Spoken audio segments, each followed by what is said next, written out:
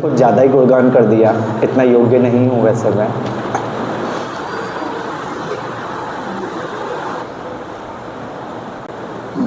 ओम नमो भगवते वासुदेवाय। ओम नमो भगवते वासुदेवाय। ओम नमो भगवते वासुदेवाय। जय श्री कृष्ण चैतन्य प्रभु नित्यानंद श्री अद्वैत गदाधर श्रीवासादि गौर भक्त वृंदा। हरे कृष्णा कृष्ण कृष्णा हरे हरे, हरे राम राम राम हरे हरे। हरे कृष्णा। बहुत बहुत स्वागत है सभी का। जैसा कि अभी सावन का महीना चल रहा है, जन्माष्टमी की तैयारी चल रही है। आज की जो कथा का हमारा विषय रहेगा भगवान कृष्ण की लीलाओं के ऊपर ही रहेगा, क्योंकि जितना भगवान की लीला का श्रवण करेंगे, कथा का श्रवण करेंगे, उतना प्रेम जागृत होगा और उतने ही उत्साह के साथ में भगवान के जन्मोत्सव यानी कि जन्माष्टमी को हम सेलिब्रेट कर पाएंगे, मना पाएंगे। तो हम भगवान के बाल लीलाओं के ऊपर ही चर्चा करेंगे आज।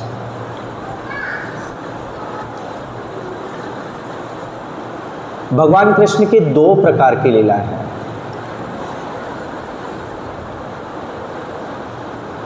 एक लीला जो कोई बाहर से देख पाता है कि जिसका कोई बाह्य रहस्य होता है, बाह्य कारण होता है, कोई साधारण से दिखती है लीलाएं। दूसरी लीला बहुत गूढ़ लीला है, गोहे लीलाएं हैं। और सारी लीलाओं की अगर हम चर्चा करें तो उसमें बाहर से देखने में साधारण दिखती हैं, पर प्रत्येक लीला का कोई ना कोई बहुत रहस्यमयी कारण होता है, बहुत गूढ़ कारण भी होता है। जन्म से शुरुआत करें।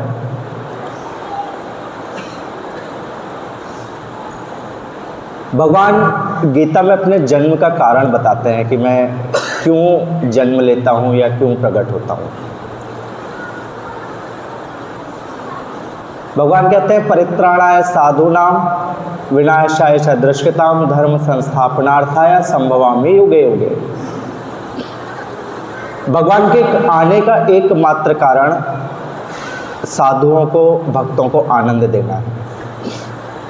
कोई कहता है कि भगवान धर्म की स्थापना करने के लिए आते हैं, नहीं, वो तो सबसे बाद में करते हैं। भगवान आए, देखिए, सबसे पहले अगर चाहते कंस का वध करने के लिए आते, जेल में प्रकट होते ही कंस का वध कर सकते थे, उनके लिए कोई बड़ी बात नहीं थी।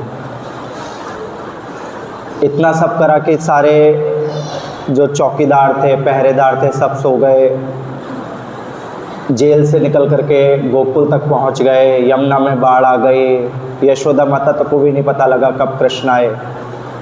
उनके लिए कंस का वध करना कोई बड़ी बात नहीं थी, वहां पर कंस का वध कर सकते थे। पर उनका कंस का वध करना उद्देश्य नहीं था। उनका उद्देश्य था भक्तों को आनंद देना, साधुओं को आनंद देना। परित्राणाय साधूनाम। भगवान जब जब वृंदावन में रहे, भगवान वृंदावन से बाहर किसी का वध करने नहीं गए। जब तक 11 साल की अवस्था थी वृंदावन में ही रहे, पर वृंदावन में रहकर भी वध करा भगवान ने। किसका वध करा? परित्राणाय साधूनाम, जो भगवान के भक्तों को आनंद में बाधा पहुंचाता था, उसका वध करा। और इन सब से जब समय मिल गया, भगवान की काफ़ी अवस्था हो गई, द्वारका में निवास कर रहे थे, तब धर्म की स्थापना कर दी, गीता का ज्ञान दे दिया। वो बहुत बाद का कारण था भगवान के आने का। मुख्य कारण था कि भक्तों को आनंद देना, साधुओं को आनंद देना। और भगवान की कोई ऐसी लीला नहीं है जिसे सुन करके किसी को आनंद ना आता हो। बच्चे हैं, कृष्ण के सखा बनना चाहते हैं, हर कोई इच्छा रखता है। जन्माष्टमी आती है, कोई कृष्ण बनता है, बालिकाएं राधा बनती हैं, कि सब कृष्ण के साथ जैसा व्यवहार करना चाहते हैं। बच्चे भी आकर्षित हैं। उन्होंने कोई ज़्यादा गीता का अध्ययन नहीं करा, भागवत का अध्ययन नहीं करा, थोड़ा बहुत सुना। क्यों? कृष्ण में बहुत आकर्षण है। बड़े लोग सुनते हैं, कोई कृष्ण को वात्सल्य के भाव में प्राप्त करना चाहता है, कोई माधुर्य भाव में प्राप्त करना चाहता है, कोई सख्य भाव में प्राप्त करना चाहता है, कोई दास्य भाव में प्राप्त करना चाहता है। कृष्ण उसी के अनुसार उनके साथ में आदान प्रदान करते हैं।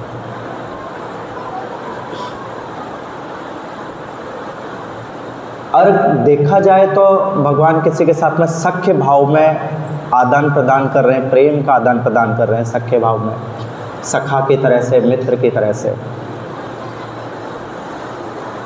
पर बाह्य दृष्टि से लगता है कि ये क्या ऐसा हो रहा है कि भगवान होकर के ऐसा भी कर सकते हैं।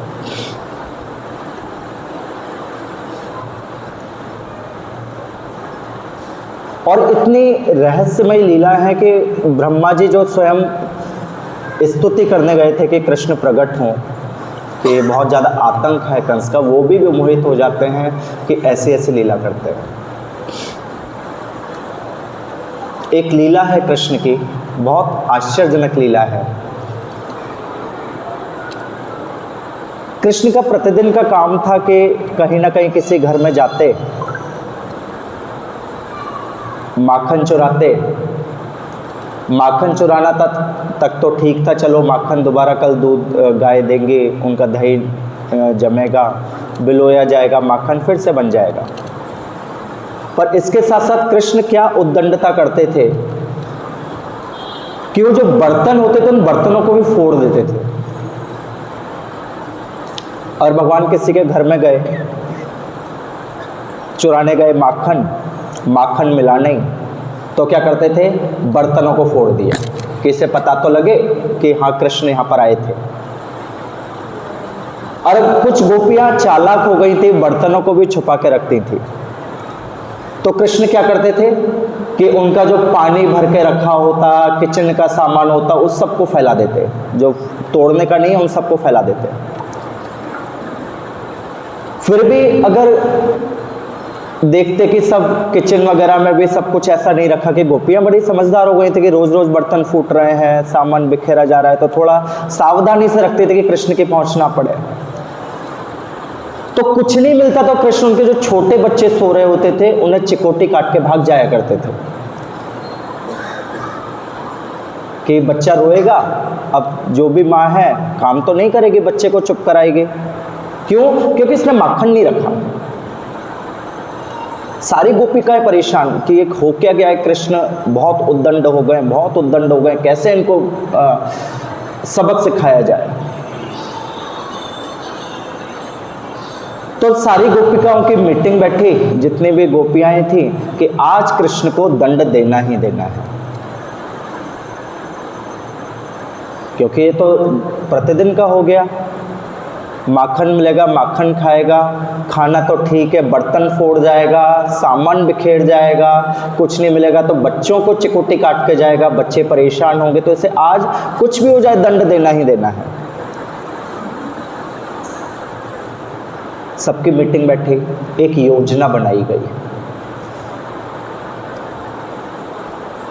उस योजना के अंतर्गत पूरे वृंदावन में खबर फैला दी गई कि फला फला गोपियों ने मिलकर के मनोहर लड्डू बनाए हैं, और वो लड्डू इतने स्वादिष्ट हैं कि उसको जब मुख में रखा जाता है, इतने कोमल हैं वो अपने आप फूट जाते हैं। स्वाद ऐसा कि स्वर्ग का अमृत भी उसके आगे फेल है, ऐसे लड्डू बने हैं। अब पूरे वृंदावन में बात फैली कि अभी तक तो मक्खन की बात होती थी कि इसने मक्खन निकाला है, उसने दही जमा के रखा है, इसने दूध रखा है। आज बात फैली कि मनोहर लड्डू बना के रखे गए हैं। कृष्ण के सखाओं तक बात पहुंची। कृष्ण सखाओं ने कहा कि माखन वगैरह तो खाते हैं डेली, आज लड्डू खाएंगे। कृष्ण से कहा गया कि चलो लड्डू की व्यवस्था करो। तो पहले तो कृष्ण के भी कुछ जासूस थे।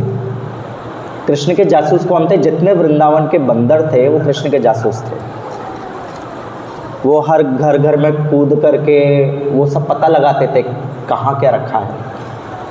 और कौन था? इवन चींटियां कृष्ण की जासूस थी। कहीं कुछ मीठा रखा है तो चींटियां संकेत देती थी कि यहाँ पे कुछ मिष्ठान रखा हुआ है, जाओ जाकर के खाओ। कृष्ण के वृंदावन के पक्षी कृष्ण के जासूस थे।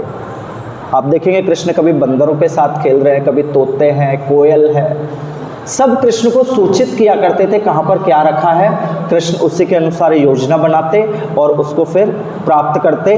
किसके लिए? अपने सखाओं को आनंद देने के लिए। सखाओं ने कहा मनोहर लड्डू खाने हैं। कृष्ण ने अपने जासूसों को लगा दिया कि सारे जासूस, सारे बंदर, तोता, मैना सब लग जाओ। किस गोपी ने अपने घर में कहाँ छुपा के रखे, चींटियों को भी बोल दिया, क्योंकि तुम तो कहीं हर जगह जा सकती हो, पता लगाओ। सारे जासूसों ने ढूंढ लिया पर वृंदावन में कहीं भी मनोहर लड्डू नहीं मिले। सारे सखा बड़े आश्चर्यजनक, पहली बार ऐसा हुआ वृंदावन में कि कोई चीज़ बनी बहुत स्वादिष्ट और हमारे जासूस फेल हो गए। आज तक हमारे जासूस फेल नहीं हुए कि उस चीज़ को ना ढूंढ पाए, आज जासूस फेल हो गए। कुछ ना कुछ विशेष बात है। कृष्ण से बोला गया तो कृष्ण ने कहा कि चलो जासूस फेल हुए, कोई बात नहीं, मैं फेल नहीं हुआ अभी। मैं जाता हूँ ये गोपिकाओं से मांगूंगा बहुत दैन्य भाव में, और गोपिकाएं दे देंगी, मैं लड्डू लेकर के आऊँगा, तुम सबको खिलाऊंगा। जैसे बच्चा भी कितना भी दुष्टता करे, जब भूख लगती है तो बहुत दैन्य भाव में आता है कि भूख लगी है, कुछ दे दो, पेट में चूहे कूद रहे हैं, कुश्ती कर रहे हैं। तो माँ कितनी भी गुस्सा हो, दया करके कुछ ना कुछ दे ही देगी कि खा लो, और फिर गुस्सा पिटाई जो होगी वो बाद में होगी, पहले खा लो। कृष्ण ने कहा कि मैं जाऊंगा और जाकर के लड्डू की बात करूंगा गोपिकाओं के पास में, गोपिकाएं लड्डू दे देंगी तो फिर हम सब मिल बांट के खाएंगे। कृष्ण पहुंचे गोपिकाओं के पास में कि मनोहर लड्डू बने हैं, बहुत भूख लगी है, पेट में चूहे कुश्ती लड़ रहे हैं, फट जाएगा मेरा पेट, इतनी जोर से कूद रहे हैं, आप लड्डू दे दो ताकि मेरे पेट की भूख शांत हो जाए। गोपिकाएं कहते हैं कि लड्डू तो कृष्ण हमने तुम्हारे लिए ही बनाए हैं, तुम चिंता मत करो, लड्डू किसके लिए बनाए? तुम्हारे लिए लड्डू बनाए हैं। तो कृष्ण ने कहा कि दीजिए मुझे फिर लड्डू। ठीक है, कितने चाहिए? 1 चाहिए, 2 चाहिए, ले लीजिए। लेकिन कृष्ण ने कहा कि मैं अकेले नहीं खाऊंगा, मुझे किसके लिए चाहिए? जितने मेरे सखा हैं सबके लिए लड्डू चाहिए, आप दीजिए ताकि मेरे पेट की भी भूख भी शांत हो, मेरे सखा भी लड्डू खा पाए। गोपियां बड़ी चालाक थी, पहले से प्लानिंग करके बैठी हुई थी, पूरी योजना बनाई थी। उन्होंने कहा ठीक है, हम तुम्हारे सखाओं को भी लड्डू देंगे, पर एक खेल खेलना होगा। पहले एक खेल होगा, उसमें जितने, जैसे हम करते हैं ना कि कोई कितना स्कोर करेगा, तुम जितना स्कोर करोगे उतने तुम्हें लड्डू मिलेंगे। कृष्ण तैयार। कृष्ण ने पूछा क्या खेल होगा, खेल तो बताओ। तो उन्होंने कहा एक हम गेंद देंगे, उस गेंद को उछालना है, और जब वो उछल के नीचे गिरेगी उसका टिप्पा तुम्हारे चेहरे पे पड़ना चाहिए, जितने टिप्पे पड़ेंगे उतने तुम्हें लड्डू मिलेंगे। कृष्ण तैयार हो गए, कोई बड़ी बात नहीं है, ये भी करने को तैयार है। गोपी ने अभी सुन लो गेंद कौन सी है। उन्होंने बताया गोबर की गेंद है। किसकी गेंद है? गोबर की गेंद है, क्योंकि दूसरी गेंद होगी तो उसका टिप्पा पड़ेगा, तो हम कैसे काउंट करेंगे, गिनेंगे कैसे? गोबर की गेंद जब चेहरे पे पड़ेगी तो कहीं ना कहीं निशान पड़ेगा, तो हम बाद में सारे निशानों को काउंट करेंगे, फिर क्या होगा? उतने तुम्हें लड्डू मिल जाएंगे। कृष्ण तैयार। सारे सखा भी बड़े खुश कि कृष्ण तो शक्तिशाली है, बकासुर घासुर किस किस का वध करा, तो 1000-2000 टिप्पे चेहरे पे लेना कोई बड़ी बात नहीं है। सब प्रेम से लड्डू खाएंगे, उतने लड्डू में सब बड़े प्रसन्न। कृष्ण ने बॉल ली, बॉल लेकर के बॉल को उछलना शुरू कर दिया। बॉल उछलती, कृष्ण उछल उछल के अपना चेहरा लेकर के आते, उस पर गोबर की बॉल पड़ती, जहां जहां पड़ती वहां पे एक निशान पड़ जाता। कृष्ण बीच में रुकते, बस नहीं नहीं, सखा कहते नहीं, अभी और उछालो, ज्यादा मिलेंगे तो कुछ कल के लिए भी बचा के रख लेंगे। कृष्ण ने फिर से बॉल को उछालना शुरू कर दिया, पर उधर गोपिकाओं की योजना कुछ और थी। तभी एक गोपी आई भागती हुई, कहती है यशोदा माता आ रही है, यशोदा माता आ रही है, यशोदा माता आ रही है। सारे सखा वखा सब हक्के बक्के। दूसरी गोपी कृष्ण से, कृष्ण अभी यशोदा माता आ रही है, तूने अपने चेहरे पे गोबर लगा रखा है, चल चेहरे को साफ कर पहले। दूसरी गोपी ने ले जाकर के कृष्ण के चेहरे को धुलवा दिया। अब यशोदा माता तो आई नहीं, बाकी सारी सखियां सब जोर जोर से ताली बजा के हंसने लगी।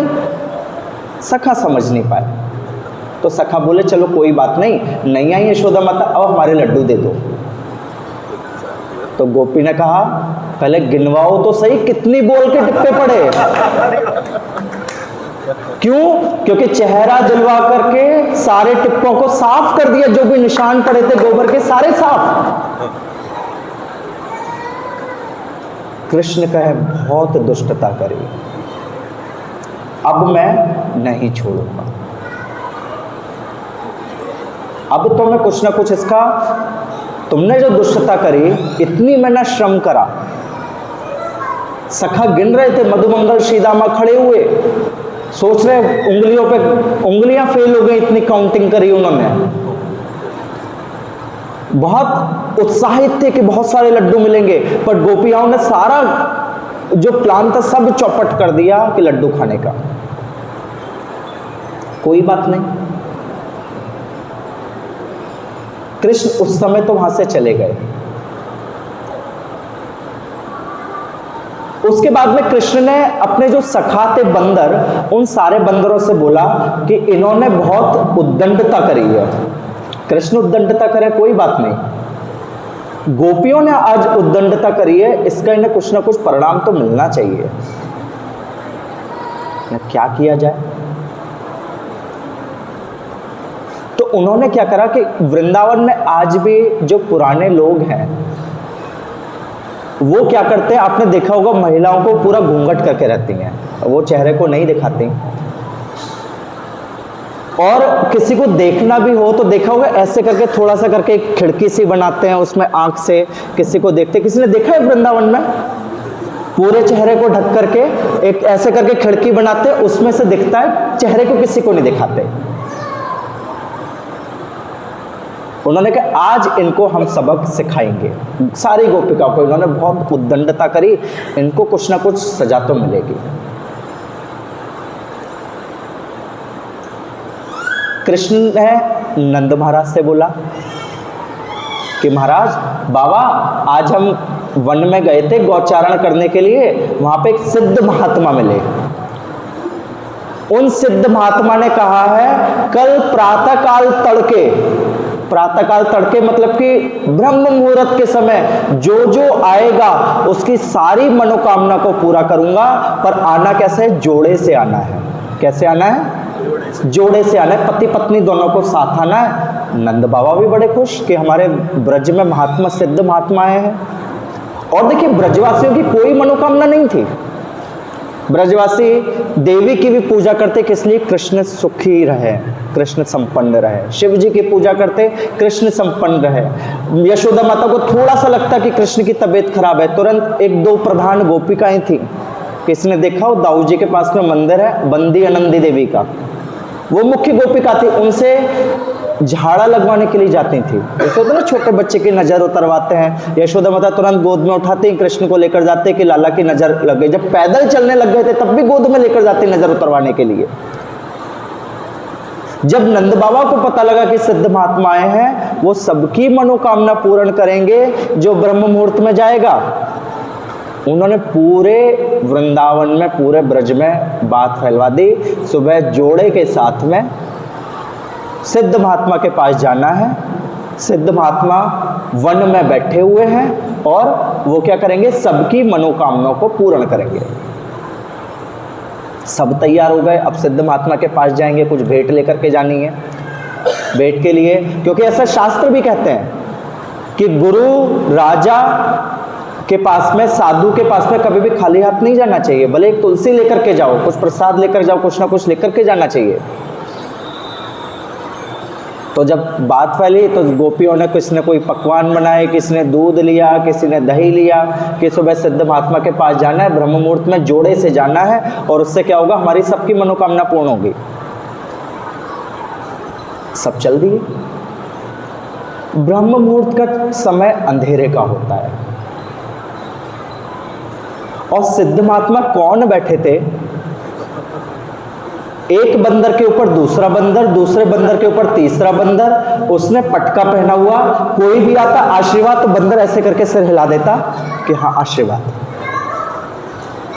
और वो सिद्ध महात्मा क्या कर रहे थे? जो भी भेंट आ रही थी, दूध दही वगैरह को एकत्रित कर रहे थे। जय श्री चैतन्य। और जैसे बंदर का स्वभाव होता है, वो धैर्य धारण नहीं कर सकता। सिद्ध महात्मा भले वो पीतांबर ओढ़े बैठे थे, क्योंकि बंदर छोटा होता है, हाइट ऊपर करने के लिए एक के कंधे पे दूसरा बंदर बैठा, दूसरे के तीसरा ऊपर बैठा, ऊपर से कृष्ण ने अपना पीतांबर उड़ा दिया कि सिद्ध महात्मा बैठे हैं। बस कोई भी आता, महाराज जी आशीर्वाद दो, महाराज जी बस गर्दन हिला देते, हाँ आशीर्वाद। वो सारी गोपिकाएं समझती, हाँ महाराज जी बहुत प्रसन्न है, आशीर्वाद दे दिया। पर महाराज जी को आशीर्वाद देने से ज्यादा नजर किस पे थी? जो पकवान आ रहे थे। बंदर है, कैसे रह जाए?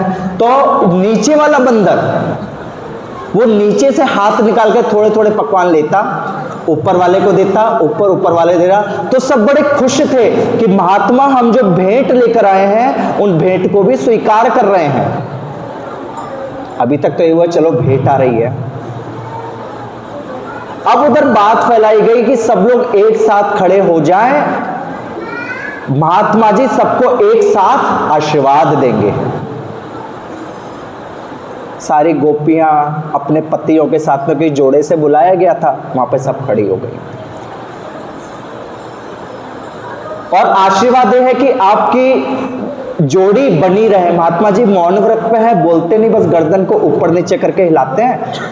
आशीर्वाद है कि आप सबकी जोड़ी बनी रहे।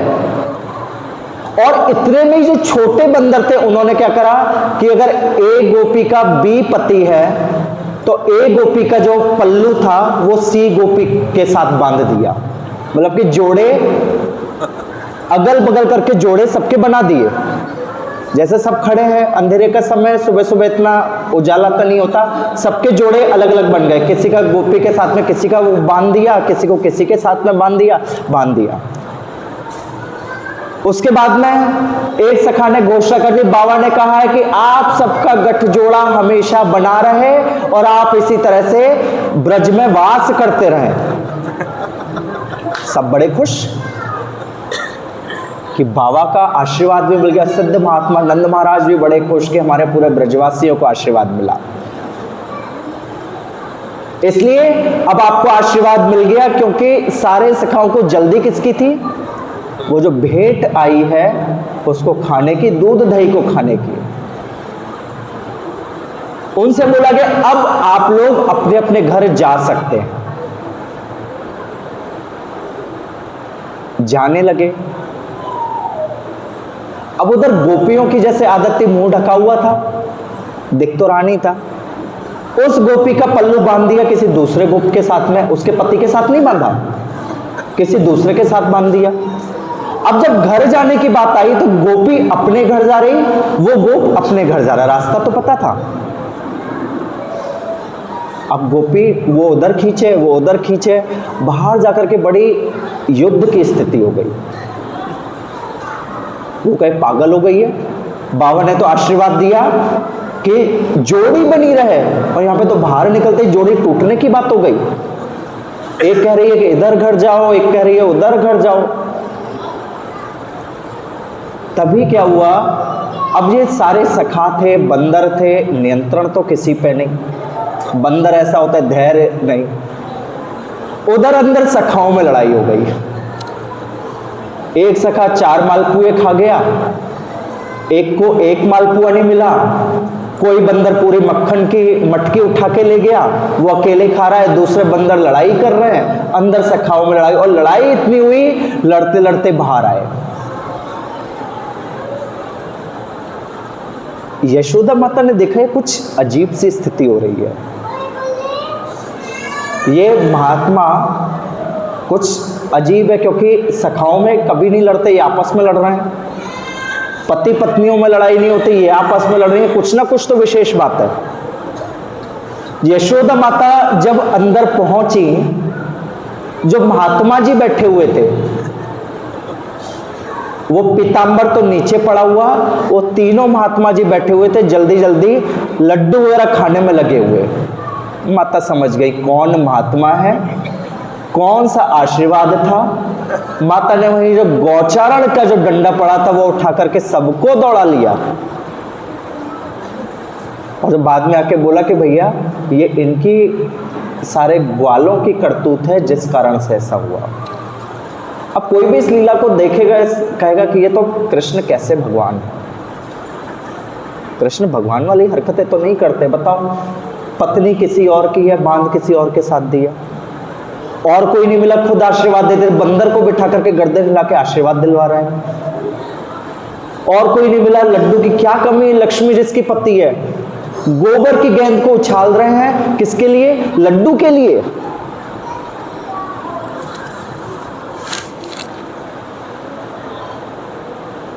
तो कृष्ण की लीला सही में बड़ी विचित्र है। हर कोई सोचे समझ में आ जाए, हर किसी के लिए समझ में आती भी नहीं है। ब्रह्म विमोहन लीला हुई थी, जब ब्रह्मा जी विमोहित हुए। ब्रह्मा जी ने भगवान के वनभोज को देखा था।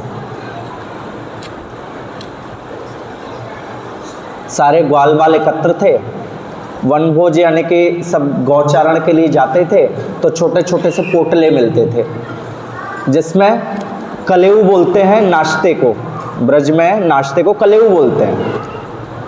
तो उसमें हर ग्वाले का कलेऊ उसमें बंधा रहता था।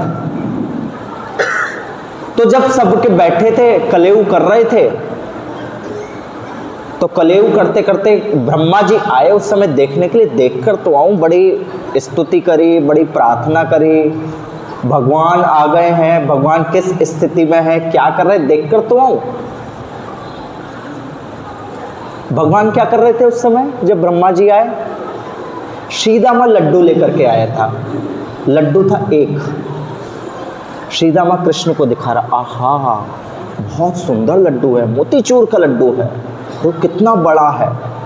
कृष्ण, मेरी माँ ने देखो लड्डू बना के दिया है।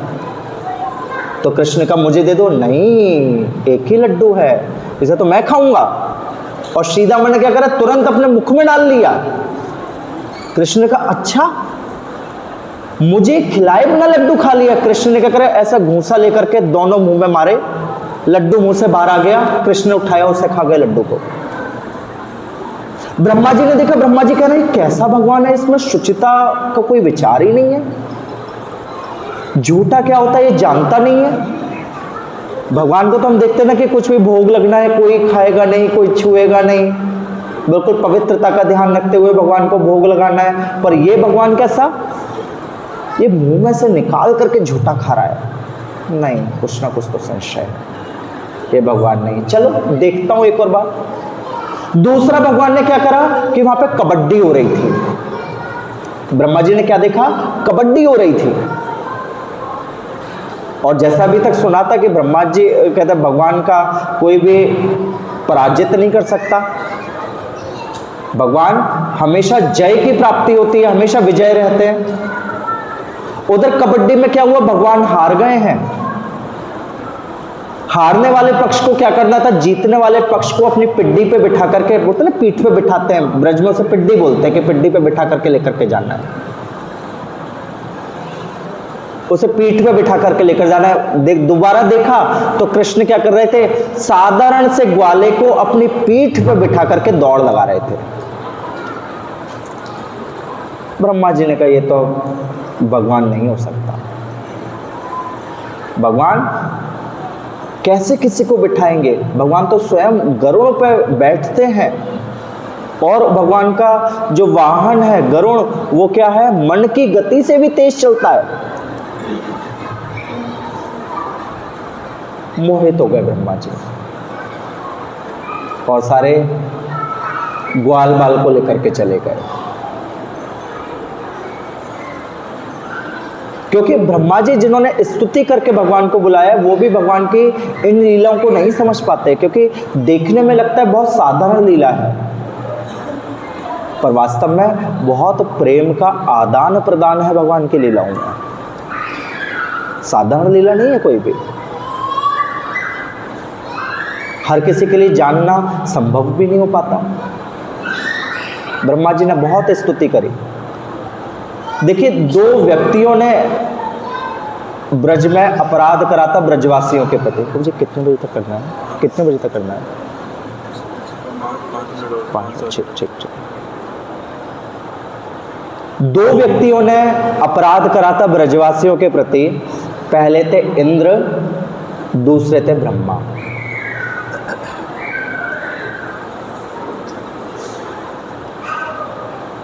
इंद्र ने, देखा जाए तो इंद्र का अपराध बहुत जघन्य अपराध था। इंद्र ने सारे ब्रजवासियों को मारने का प्रयास करा कि कैसे ऐसे मेघ आए, ऐसे तूफान आया, आंधी आई, वर्षा हुई, सारे ब्रजवासी मर जाए, इंद्र चाहते थे।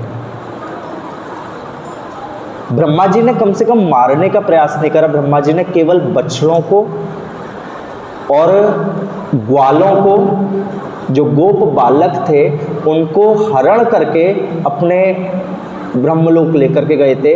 पृथ्वी के 1 साल के लिए रहे, और ब्रह्मलोक का मात्र 1 क्षण था। पर देखिए, इन दोनों लीलाओं को देखें, ब्रह्म विमोहन लीला और इंद्र दमन लीला। भगवान ने इंद्र को तो माफी दे दी, पर ब्रह्मा जी को माफी नहीं दी। और आप देखेंगे, इंद्र जब स्तुति करते हैं, भगवान ने उनसे वार्ता करी, तो ब्रह्मा जी ने बहुत स्तुति करी, पर ब्रह्मा जी को प्रति उत्तर में कुछ भी भगवान ने बोला तक नहीं। कोई भी साधारण व्यक्ति देखेगा कि ब्रह्मा जी ने कुछ दिन, 1 साल के लिए तो लेकर गए थे, वापस कर दिया। इंद्र ने तो मारने का प्रयास करा था। क्यों? क्योंकि ब्रजवासियों के कारण इंद्र पे तो भगवान प्रसन्न हो गए, क्योंकि इंद्र ने क्या कार्य करा था? भले ही मारना उसका उद्देश्य था, पर उसने क्या करा था? 7 दिन 7 रात के लिए सारे ब्रजवासियों को एक साथ कर दिया था। जो कोई भी लीला होती थी, शयन की लीला हो रही है, भगवान बाल स्वरूप में है, माता यशोदा के साथ शयन कर रहे हैं, गौचारण में ग्वालों के साथ जा रहे हैं, प्रातःकाल नंद बाबा के साथ बैठे हैं, शाम को अन्य गोपों के साथ बैठे हैं, दिन में गोपिकाएं ढूंढ रही हैं कृष्ण को। सब लोग साथ में नहीं रहते थे, पर गिरिराज के नीचे जो इंद्र की कृपा हुई, ब्रजवासियों ने उसे कृपा माना कि सारे ब्रजवासी 7 दिन 7 रात एक साथ कृष्ण के साथ रहे। भले वो मारना चाहते थे, पर भगवान ने क्षमा कर दिया। वही ब्रह्मा जी मारना नहीं चाहते थे, भगवान की परीक्षा ले रहे थे, 1 क्षण के लिए लेकर के गए थे। उन्होंने भी क्षमा याचना करी, उन्होंने भगवान से प्रार्थना करी कि एक तिनका बना करके, एक कंकड़ बना करके यहीं ब्रज में मुझे वास दे दो। पर ब्रजवासियों ने कह दिया कि नहीं, ये थोड़ी देर के लिए आया तो इतना काम कर दीजिए, ब्रज में रह जाएगा तो क्या करेगा, इससे बिल्कुल भी ब्रजवास मत देना। ब्रह्मा जी के ऊपर कृपा नहीं करी भगवान ने। और कोई साधारण व्यक्ति देखेगा तो ब्रह्मा जी का यही कहेगा छोटा सा अपराध था, कि इंद्र का अपराध तो बहुत बड़ा था, कि अटेम्प्ट टू मर्डर करना चाहता था पूरे ब्रजवासियों को, पूरे ब्रज को खत्म करने की चाह था उसने। तो इसलिए भगवान की लीला बड़ी गोहे है, साधारण व्यक्ति समझ पाए उसके लिए संभव नहीं है। तो इसलिए प्रयास करें। भगवान कहते हैं कि जन्म कर्म च मे दिव्यम यो विवेति तत्वता, कि मेरे जन्म कर्म सभी दिव्य हैं, जो तत्व से जान सकता है उसका पुनर्जन्म नहीं होता। तत्व से कौन जान सकता है? भक्त्या मामपि जानाति, जो मेरा भक्त है वो जान सकता है। भक्त कौन है? भगवान कहते हैं जो मेरा ही चिंतन करता है, मुझे ही नमस्कार करता है, मेरा ही प्रणाम करता है, वही मेरा भक्त है। नमस्कार कैसे करना है, चिंतन कैसे करना है, प्रणाम कैसे करना है?